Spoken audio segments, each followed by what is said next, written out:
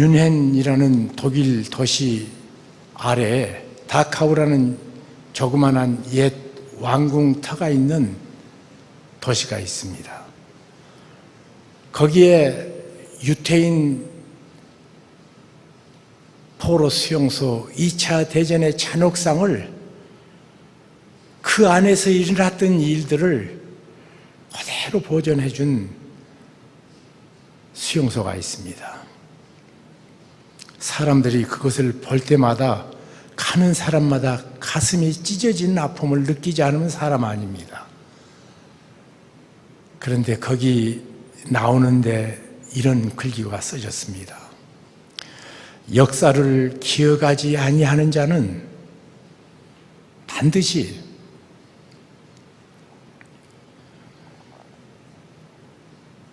반복이라는 보복을 당한다. 또 우리가 그 보복 당하잖아요.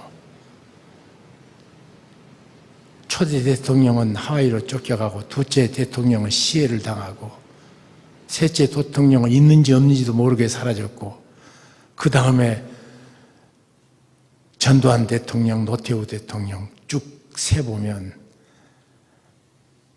아무도 반성하지 않는 민족. 독일이 오늘 이렇게 된 것은 동방 정책을 폈던 브란트 수상이 가장 먼저 했던 것, 비 내리는 폴란드 아우슈비츠 수용소에서 무릎 꿇고 울었던 장면이 세상을 울렸습니다.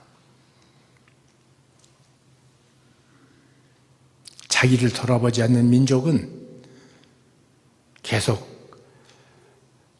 반복이라는 재앙을 당한다.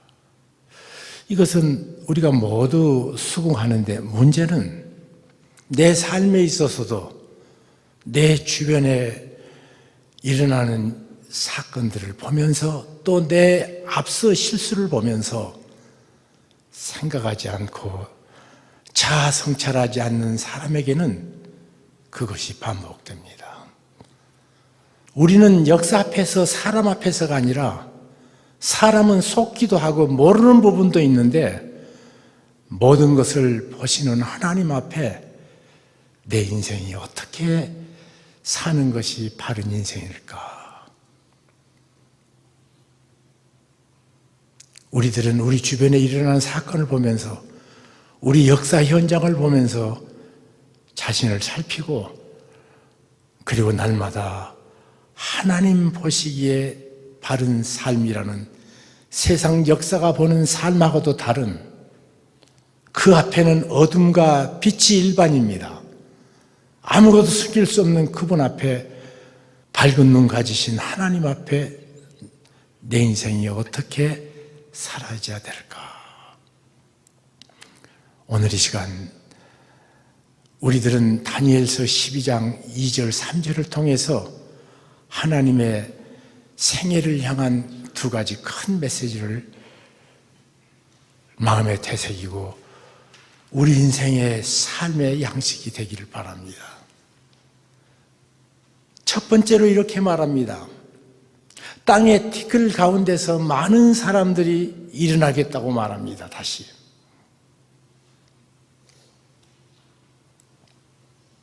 그래서 일어나서 어떤 사람은 영생을 얻는 자도 있겠고, 또 다른 한편 사람들은 수욕을 받아서 무궁히 부끄러움을 얻을 것이요. 사람은 죽으면 끝이 아닙니다. 그래서 죽음을 두려워합니다. 죽음이 끝이면 참 인생 쉽습니다. 그랬으면 나도 좋겠어요. 물질도 불멸의 법칙이 있습니다. 어떤 물질이든지 없어지지 않잖아요. 그런데 하나님께서 만드신 영혼이 어떻게 없어져요? 물질 보존의 법칙이 있습니다. 여기서 없어진 건 저기서 반드시 있단 말이에요. 그래서 요한복음 5장 29절은 이렇게 말합니다. 선한 일을 행한 자는 생명의 부활로, 악한 일을 행한 자는 심판의 부활로 나오리라. 다 못 죽어요. 하나는 생명의 부활이 있고 하나는 하나님께 버려진 심판이 있고 두 가지라는 말이에요. 영생, 그러니까 오래오래 사는 것으로만 생각하는데 아닙니다.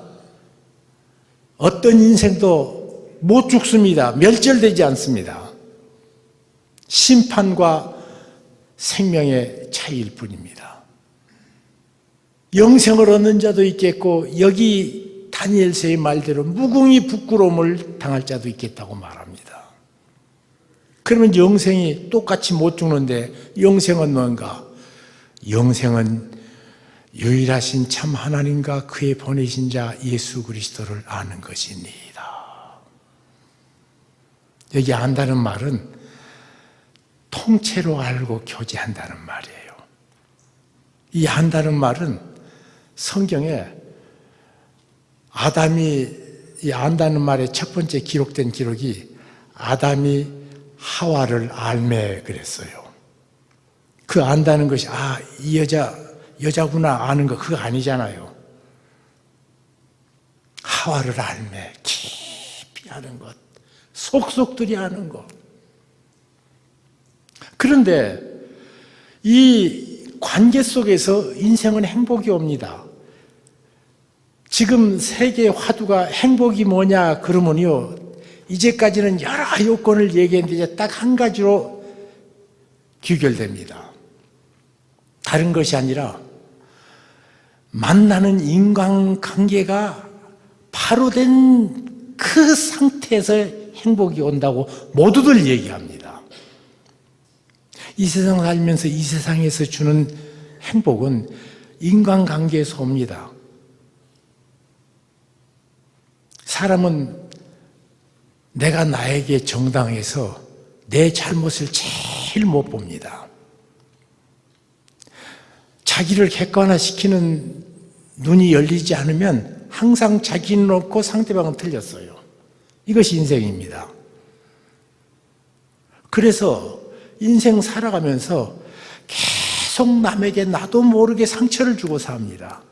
문제는 내가 남에게 상처 주면 대접을 하는 대로 대접은 받거든요. 그러니까 그 사람들에게 미움을 계속 받으니까 행복할 수가 없습니다. 지 고안을 막론하고 그분의 소유, 그분의 환경 여건과 상관없이 불행합니다. 인간관계에서 사람 살면서 그렇다면 영원히 멸절되지 못한 인생이 우리를 낳아주신 영원하신 하나님과 바른 관계가 아닌 인생에게 성경은 말합니다. 평화가 없다 하느니라. 평화가 없어요. 하나님께서 우리를 사랑하실 때도 우리가 걱정하고 근심하고 또 답답하고 우울하고 염려했던 것을 해결하는 방법으로 너는 아무것도 염려하지 말고 너희 구할 것을 기도와 간구로 감사함으로 하나님께 아뢰라. 관계니까 누구에게 가장 우리가 마음을 터놓고 얘기합니까? 가장 내 말을 잘 받아줄 사람에게 우리가 마음을 터놓잖아요. 근데 주께서 그렇게 부르셨습니다. 수고하고 무거운 짐진 자들은 다 내게로 오라. 내가 너를 편히 쉬게 해준다. 주께서 초청했습니다. 아무도 남의 짐을 좋아하는 사람, 아니 자기 짐도 싫은데 남의 짐을 누가 져줍니까? 역사상 유일하게 남의 짐을 지고 내게 오라는 분은 예수님밖에 없습니다. 그분에게 가야 된다고 그분의 수제자인 베드로가 말합니다. 너희 근심, 걱정, 염려를 다 주께 맡겨버려라. 주께서 친히 너희에게 공고하셨느니라. 그렇기 때문에 주님을 믿는 사람들은 주님 앞에 나아가서 주님, 내 염려, 내 걱정, 내 수치, 내 좌절 주님께 가지고 나왔습니다.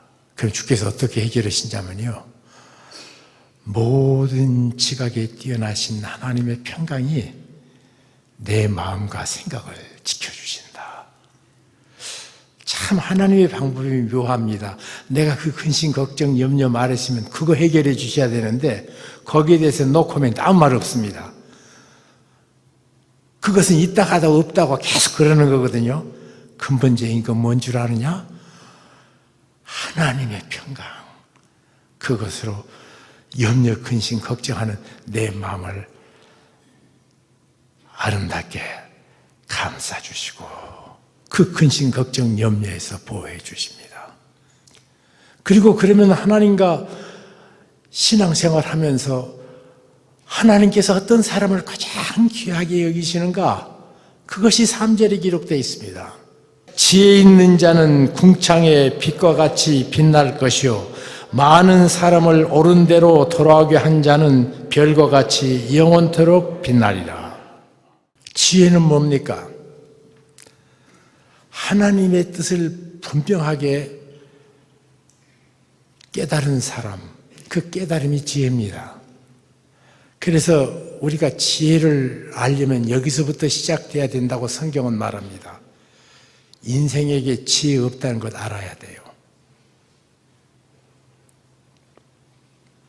내게 지혜 없는 것을 알아야 됩니다.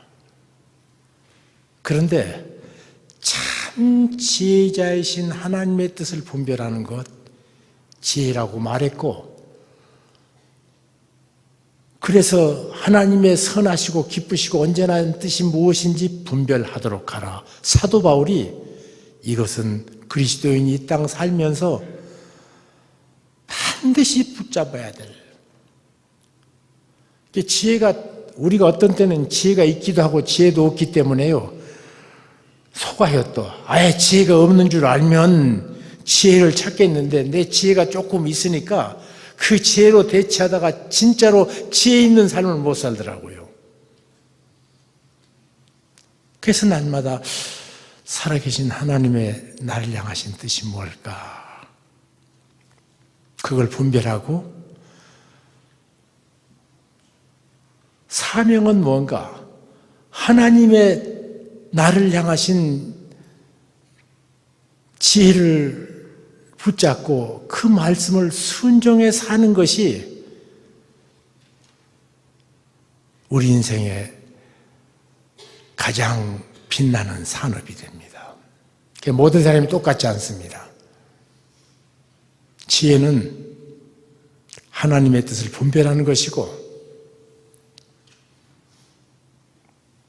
그리고 가장 위대한 사업은 하나님의 뜻을 순종하는 것. 그것이 크고 적고가 상관없습니다. 다른 사람 볼 적에 와 그리고 멋진 일 하는데 하나님 마음에 들지 않게 멋진 일 하면 그건 엉터리. 작게 적은 것, 우리 하나님이 기뻐하시는 뜻을 순종했으면 하나님께서 귀하게 보신다고 말합니다. 착하고 충성된 종아. 아마 이 세상에서 사람들이 몰라준 것만큼 하나님은 알아주실 것입니다. 숨겨진 것만큼 하나님은 보물로 여겨주실 것입니다. 마치 옥합에 담긴 그 향기가 마지막 마리아 손에서 예수님 앞에 터트려진 것처럼 이 세상에서 살았던 삶의 아름다운 향기, 사람들이 몰라준 것만큼 수지 맞는 일이에요. 저 같은 놈은 잘 못한 것도 잘했다고 칭찬 듣는 경우를 보면 쥐구멍에 들어가고 싶어요. 내 믿음의 스승 한 분이 그러더라고요. 다른 사람이 칭찬하면 야, 내게 독약을 먹이는구나 그렇게 생각하고 지나가라고 그래요.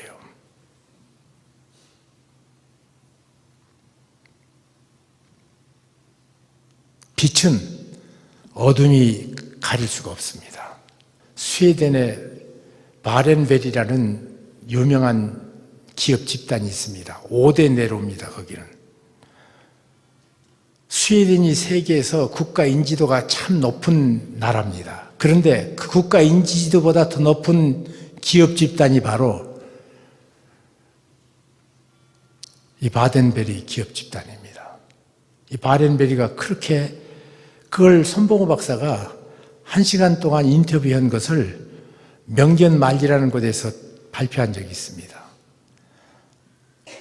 그런데 그거 끝나고 나니까 그러면 한국에는 비슷한 사람 없냐 그래서 찾다가 함태 회장으로 모아지니까 손봉호 박사가 나한테 와서 황 목사님, 함 회장님하고 조금 자기하고 1시간 명견말리 인터뷰 프로그램을 만들겠는데 좀 얘기해달라고 그래요. 그래서 저는 한 건 했다. 국영방송이 1시간 동안을 한 기업인을 놓고 얘기하는 것은 이것은 무슨 매일 틀어대는 광고하고 다르게 엄청난 임팩트가 있거든요.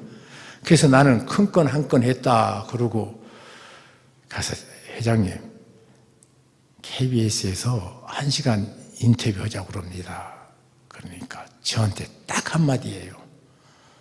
목사님, 저는 땀을 흘리는 사람이지 말하는 사람 아닙니다.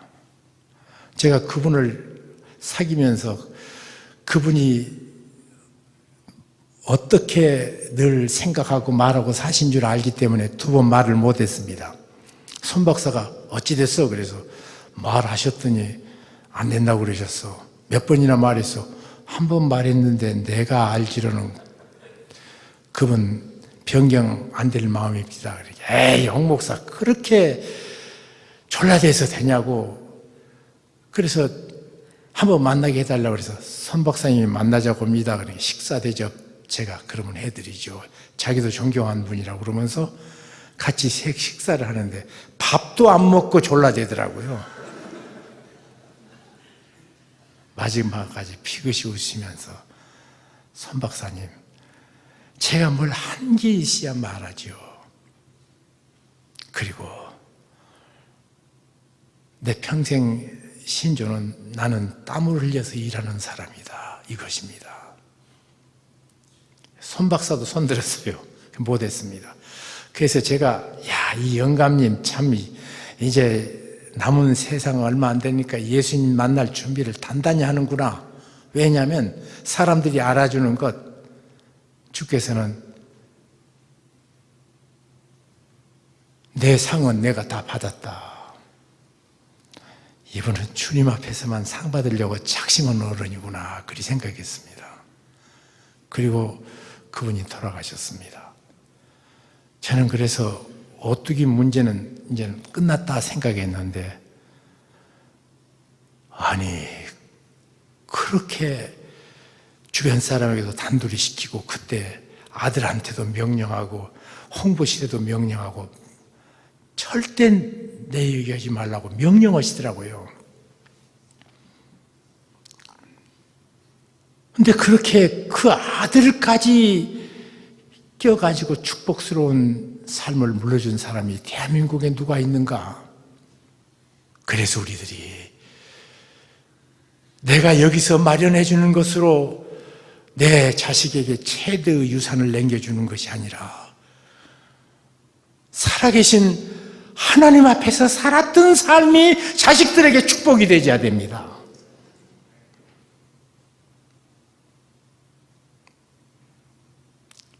왜냐하면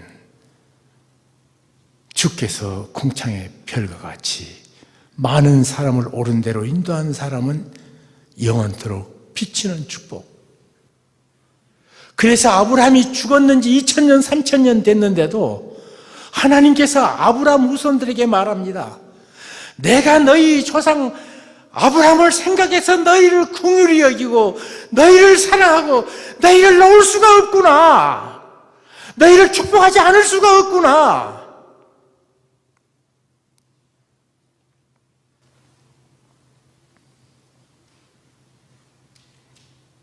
우리가 하나님 앞에서 어떤 인생을 사는가?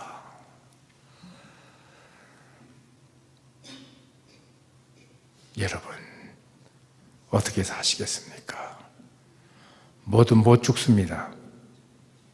멸절 안 됩니다. 하나님 앞에 우리가 삽니다. 무궁히 부끄러운 추한 인생으로 모든 것을 정직하게 판단하신 하나님 앞에 대도하는 변명 가지고 나와서 사시겠습니까? 영혼을 두고 항쟁하고 사시겠습니까? 하나님을 감사하고 찬송하는 영혼을 여러분이 준비하고 사십니까?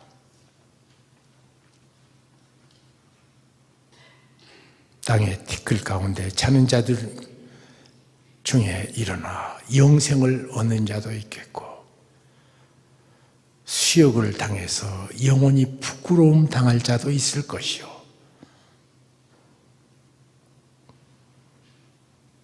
지혜로운 자는 궁창의 빛과 같이 빛날 것이고, 많은 사람을 옳은 대로 인도한 자는 영원토록 별처럼 빛나리라.